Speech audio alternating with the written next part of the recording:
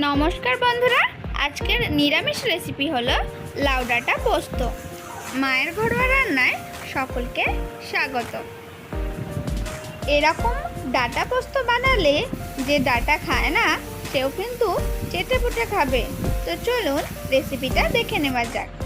এর জন্য লাগবে 250 গ্রাম লাউ ডাঁটা এবং 3 টেবিল স্পুন পোস্ত বাটা। কড়া গরম করে তার মধ্যে 2 টেবিল স্পুন তেল দিয়ে দিলাম। এবার এতে একটা শুকনো লঙ্কা ফোড়ন দিলাম, দিয়ে দিলাম 1 টিস্পুন কালো জিরে। এগুলো একটু ভাজা হলে এর মধ্যে দিয়ে দিচ্ছি লাউ ডাঁটাগুলো।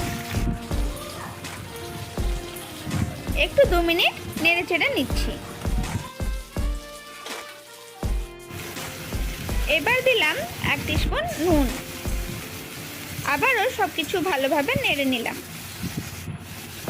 দিয়ে দিচ্ছি 1 টিস্পুন হলুদ গুঁড়ো। 2 মিনিট একটু ভালোভাবে নাড়াচাড়া করে নিচ্ছি। দিয়ে দিচ্ছি 1 চামচ চিনি, 1 টিস্পুন লঙ্কা গুঁড়ো। আবারও সব কিছু ভালোভাবে 2 মিনিট নেড়ে চেড়ে নিচ্ছি।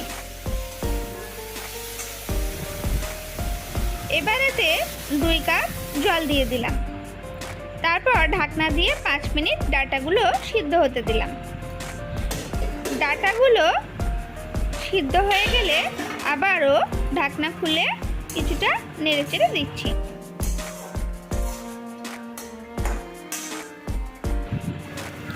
এবার এতে দিয়ে দিলাম পোস্ত বাটা আর দিয়ে দিলাম পোস্ত বাটা ধোয়া 1 বাটি জল। সব কিছু ভালোভাবে নেড়ে চেড়ে নিয়ে ঢাকনা দিয়ে আবারও 2 মিনিট সিদ্ধ হতে দিলাম। এবার ঢাকনা খুলে সব কিছু একটু নেড়ে চেড়ে নিচ্ছি।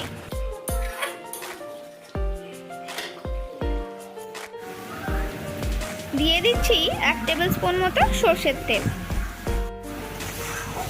গ্যাসের ফ্লেমটা জোরে দিয়ে গ্রেভিটা ঘন হয়ে আসা পর্যন্ত ফুটিয়ে নিচ্ছি ভালোভাবে। আমাদের লাউ ডাঁটা পোস্ত একেবারে রেডি। এবারে আর কি, গরম গরম ভাতের সাথে সার্ভ করে নিলেই হবে। গরম গরম ভাত আর এই ডাঁটা পোস্ত দারুণ লাগবে খেতে।